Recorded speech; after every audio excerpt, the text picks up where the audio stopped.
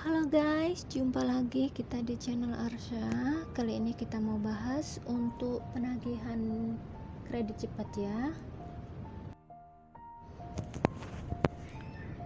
Kita langsung aja ya.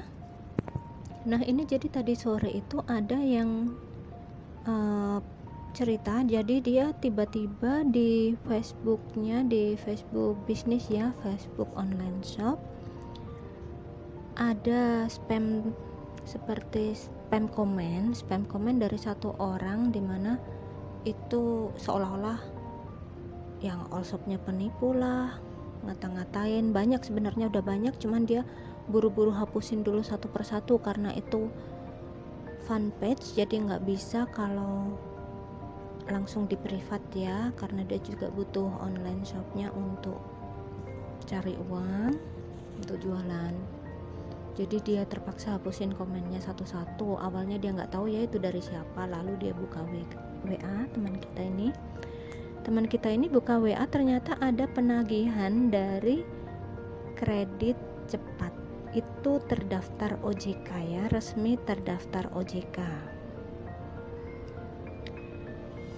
Nah ini sangat disayangkan ya, karena ternyata dia itu keterlambatannya belum 60 hari juga, baru sekitar 1 bulan lebih, sekitar 40 hari.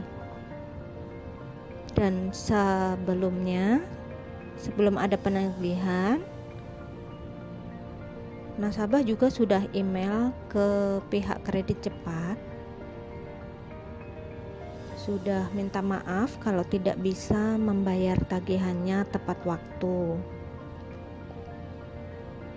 Nah ini kurang dari 1 bulan ya, tapi sudah mendapat tagihan seperti itu dari kredit cepat, dari debt collector kredit cepat.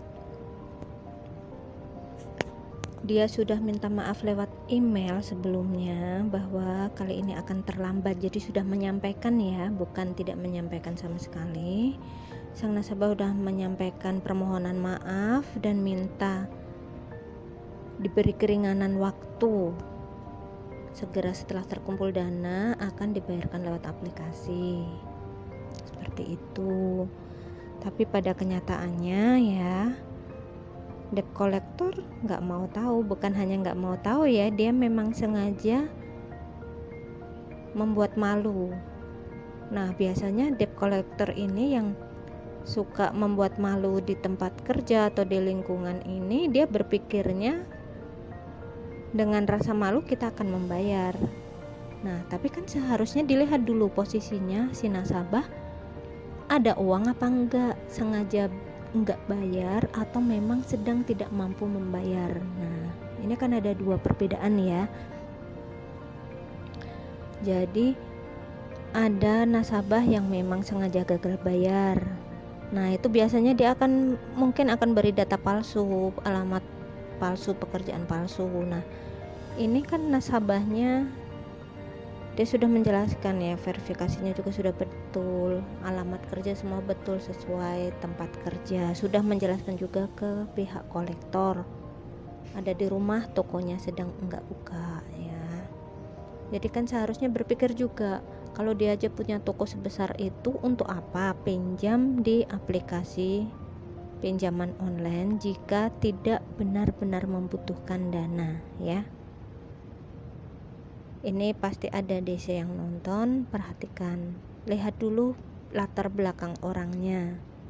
Jika sampai dia itu seorang owner sebuah usaha kecil atau usaha menengah ke atas pun juga saat ini sedang banyak sekali yang gulung tikar karena masa pandemi, kalian harus dilihat dulu verifikasi datanya bagaimana. Apakah dia menggunakan data palsu atau data asli, dan apakah dia termasuk golongan yang terdampak PPKM secara langsung ataupun tidak. Begitu juga dengan yang berprofesi sebagai karyawan ya, para debt collector ini mohon diperhatikan, karena sekarang pun banyak karyawan yang tiba-tiba kena PHK karena perusahaan sudah tidak mampu lagi beroperasional seperti kondisi normal ya. satu. Ada juga karyawan yang masih bekerja tapi tidak menerima penghasilan dengan utuh. Nah, kalau memang dipaksakan harus bayar, saat itu juga mungkin mereka para nasabah juga kesulitan. Jika karyawan, pengusaha, wira swasta baik besar ataupun kecil sampai mengambil pinjaman online, 100% yakin mereka membutuhkan uang dan tidak mendapat bantuan dari orang terdekatnya. Catat ya, itu pasti. Karena saya yakin pinjaman online adalah pilihan terakhir bagi semua orang. Nah, jika tujuan para debt collector hanya untuk mempermalukan nasabah dan berharap karena nasabah takut dipermalukan akan membayar, kalian salah. Justru nasabah seperti ini yang seharusnya itu dijaga baik-baik, nanti pasti dia akan membayar. Tapi kalau dia merasa sudah dipermalukan, sama aja ke aplikasi ilegal. Jika sudah disebar data, orang jadi malas membayar kan. Nah, tidak hanya itu, kalau aplikasinya legal ya, sekarang ini yang patut dipertanyakan, di manakah sebenarnya perlindungan data nasabah. Nasabah terlambat membayar itu kan ada banyak faktor. Bisa jadi sedang ada musibah, asal nasabah masih menghubungi, masih menyampaikan keberatannya dan nantinya akan membayar, pasti dia akan bayar. Bisa jadi sedang kesulitan, kasihlah kelonggaran waktu, pasti akan bisa dibayar. Gagal bayar baru bisa disebut gagal jika sudah terkendala penagihan selama 90 hari. Ya, mohon semua tim leader yang sedang menonton video ini di training dulu debt collector semuanya. Jangan asal intimidasi, apalagi kalian adalah aplikasi yang terdaftar OJK. Karena ini saya yakin nasabahnya tidak berniat gagal bayar. Tapi jika melihat riwayatnya, memang usahanya sepertinya memang sangat terdampak. Kita tahu sendiri, selama beberapa bulan tempat usaha banyak yang ditutup. Jangankan yang kecil, yang perusahaan besar pun banyak yang kolaps dan gulung tikar karena tidak mampu beroperasional. Nah, ini jadinya kan yang dirugikan pasti nasabah juga.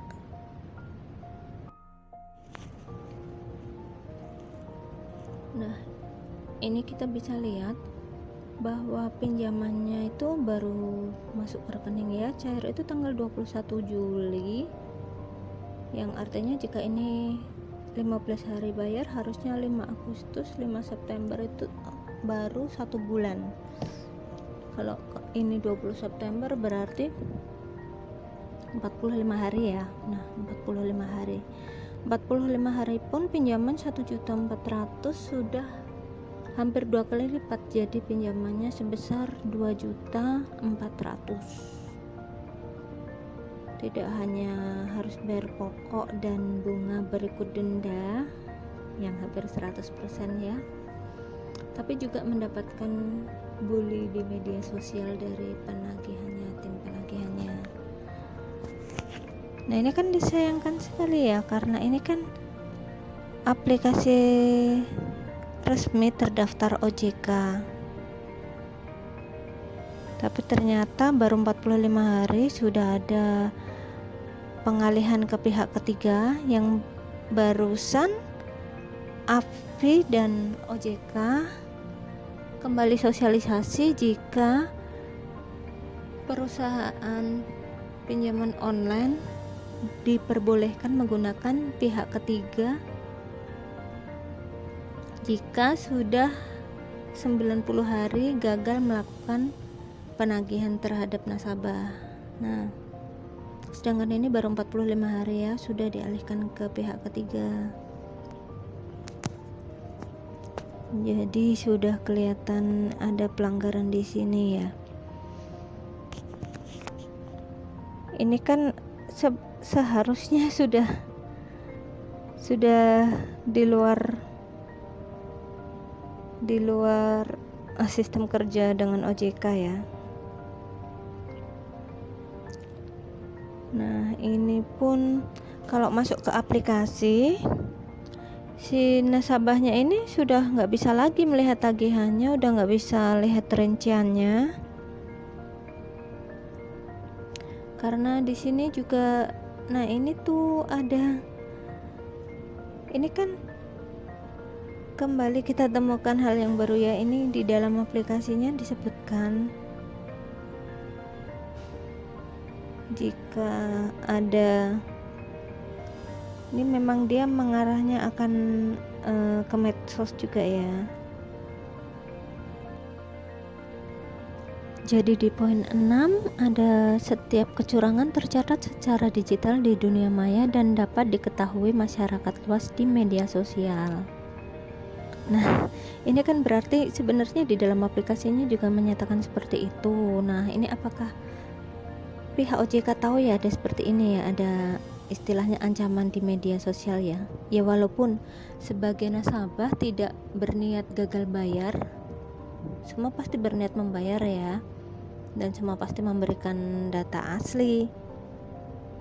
Nah, ini maksudnya setiap kecurangan yang bagaimana ini, data yang palsu atau terlambat bayar. Kalau terlambat bayar itu kan bukan berupa kecurangan ya, itu suatu kegagalan pembayaran, ada masalah dalam pembayaran, semuanya bisa dibicarakan. Bukan berarti yang telat membayar itu sudah curang, niat curang kan. Harusnya bisa dinegosiasi. Dan tapi kenapa ini aturannya harus ada dalam aplikasi seperti ini? Apakah boleh kalau aplikasi legal terdaftar OJK itu menggunakan medsos untuk penagihan untuk pencemaran nama baik?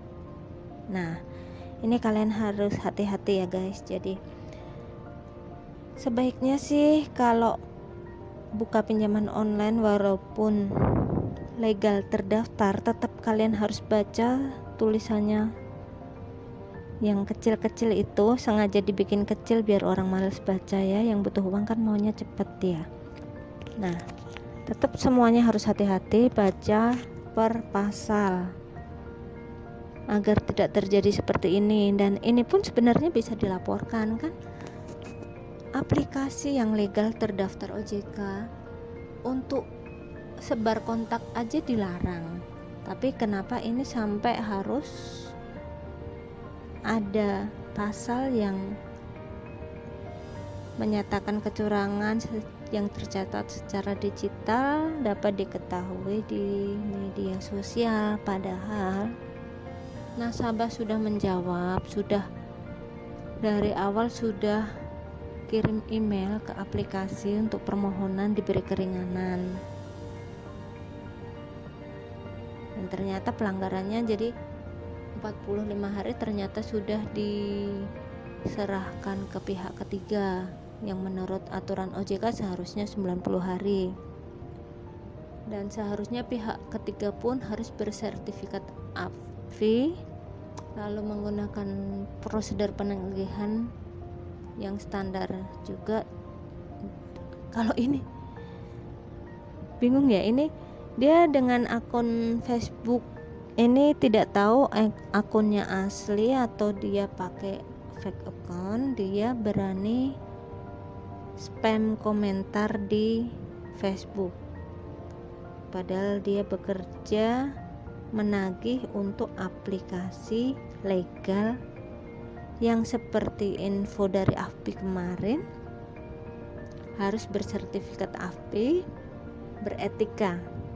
Nah, jika seperti ini menyebut seperti tadi bank apa tadi yang SAT itu di aplikasi di media sosial ya, itu kan dilihat seluruh dunia ya. Apakah boleh? Apakah pihak ketiga bersertifikat itu seperti itu? Dan harusnya kan 90 hari baru bisa dialihkan ke pihak ketiga. Ini terbukti baru 45 hari.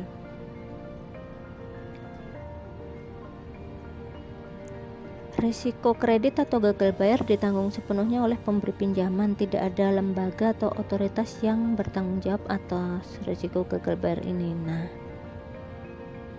sebenarnya juga pemberi pinjaman sudah paham risiko jika ada yang gagal bayar.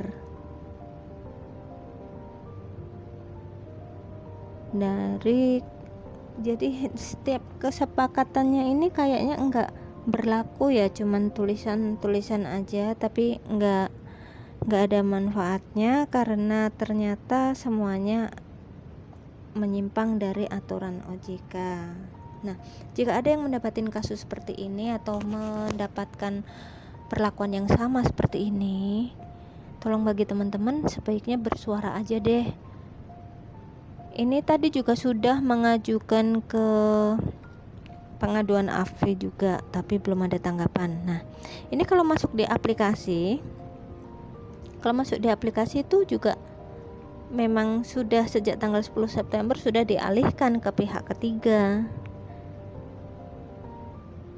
ke jasa konsultasi MBA. Ini di dalam aplikasi ya, notis di dalam aplikasinya seperti itu. Jadi bagaimana kalau ini tuh terjadi di jasa penagih hutang yang tidak beretika seperti pinjaman-pinjaman ilegal? Ini pasti data nasabah yang akan dirugikan juga, padahal nasabah sudah percaya mengajukan pinjaman yang resmi, legal, terdaftar OJK agar datanya juga terlindungi, agar jika ada permasalahan penyelesaian pembayaran bisa dinegosiasi dengan baik, ada jalurnya yang benar, tidak harus di muka umum seperti itu kan. Jika mau datang ke alamat silahkan datang aja, dibicarakan baik-baik. Pemberi hutang sudah memberikan tugas ke kolektor dan penerima hutangnya juga nantinya juga bisa negosiasi juga dengan baik ya. Jadi sama-sama sudah beretikat baik, barangkali ada permasalahan diselesaikan dengan baik. Tapi kalau seperti ini kan jadinya data nasabah yang hancur, nama baik hancur. Nah, apakah jika nasabah sudah dipermalukan seperti itu, nasabah akan langsung membayar? Nih perlu diingat ya buat debt collector yang sekarang lagi nonton video, kalian saja cari uang juga susah ya. Nasabah juga dia minjam itu karena posisi nggak punya uang. Kalau disuruh nyari dana talangan ke teman, ke tetangga, ke saudara, ya itu pasti sudah dilakukan sebelum para nasabah ini mengambil pinjaman online. Jika ada keterlambatan pembayaran, ya sama aja lah. Bagaimana jika kalian juga mengalami hal yang sama? Jadi jangan hanya menyalahkan nasabah, jangan hanya memandang satu pihak. Kalau nasabah gagal melakukan pembayaran di masa jatuh tempo itu dia niat ngemplang, jangan seperti itu. Ada nasabah yang benar-benar dia itu memang lagi kesulitan, tapi dia masih punya itikat untuk membayar. Cuman mungkin memang nggak banyak yang balasin WA, angkat telepon. Karena apa? Rata-rata perlakuan debt collector kepada nasabah itu terkenal sekali penuh kekasaran, penuh teror, penuh intimidasi. Nah, hal-hal yang seperti itu pasti bikin stres ya. Dan orang kalau sudah stres dia nggak bisa lagi bergerak istilahnya untuk melanjutkan hidup, untuk bekerja cari uang dengan baik. Pasti nggak bisa. Bagaimana bisa kalau setiap saat harus menerima telepon, lalu dalam telepon pun isinya dimaki-maki, ditekan ya istilahnya, harus dapat uang nanti 2 jam lagi saya tunggu transfernya, 3 jam lagi, sebentar lagi akan ada tim ke rumah. Semua telepon, SMS, WA, email yang masuk merupakan tekanan-tekanan. Itu gak mudah buat orang yang sudah gagal. Dia ingin memperbaiki, tapi malah diintimidasi seperti itu. Orang akan lebih susah untuk bergerak cari uang, untuk bekerja. Cari uang pun juga susah, karena sudah dalam pikirannya sudah dikejar-kejar tagihan, masih harus jawab telepon setiap saat, balas WA setiap saat dari kolektor. Nah, dan akibatnya apa nih kalau kolektor selalu penuh teror, penuh ancaman seperti itu, dan bahkan sekarang legal pun mulai masuk ke media sosial ya. Jika nasabahnya nggak kuat mental, sudah dipastikan kasus bunuh diri akibat pinjaman online akan terus bertambah dan akan makin bertambah.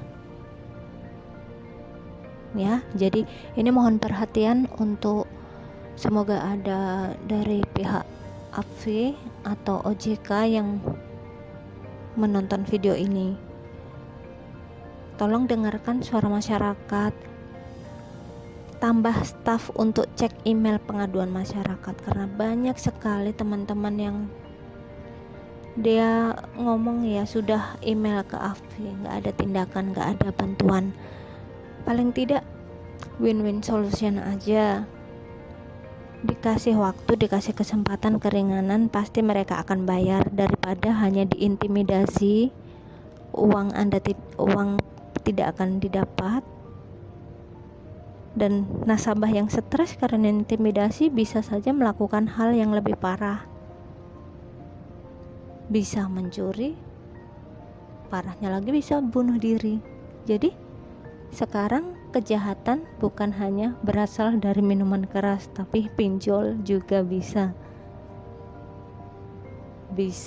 memicu kejahatan yang lebih dalam ya. Jadi mohon dari OJK atau AFI-nya juga agar bisa lebih mengoperasi lagi aplikasi-aplikasi yang masih berjalan saat ini, apakah sudah sesuai penerapannya. Nah, untuk teman-teman yang merasa mendapatkan penagihan seperti ini, merasa gagal, negosiasikan baik-baik. Jika ada perlakuan yang tidak baik, segera laporkan saja ke AFI, ke pihak yang berwajib, atau ke media. Media ini sekarang banyak sekali teman-teman yang mewakili suara dari bawah ya, yang benar-benar mewakili suara untuk menyampaikan apa yang menjadi beban agar didengar. Karena jika tidak ada yang bersuara, akan susah kasus-kasus seperti ini untuk keluar ya. Semoga tidak ada lagi yang mengalami seperti ini. Yang belum merasakan pinjaman online sebaiknya jangan mencoba, saran saya. Jika yang sudah, niatkan membayar, bekerja dengan sebaik-baiknya. Setelah itu lunasi dan tinggalkan. Yang sangat merasa dirugikan oleh pinjaman online segera bersuara agar tidak ada lagi korban seperti ini dan tidak ada lagi intimidasi dari debt collector seperti ini. Oke, sementara begitu dulu videonya. Silahkan tinggalkan komentar jika ada pertanyaan.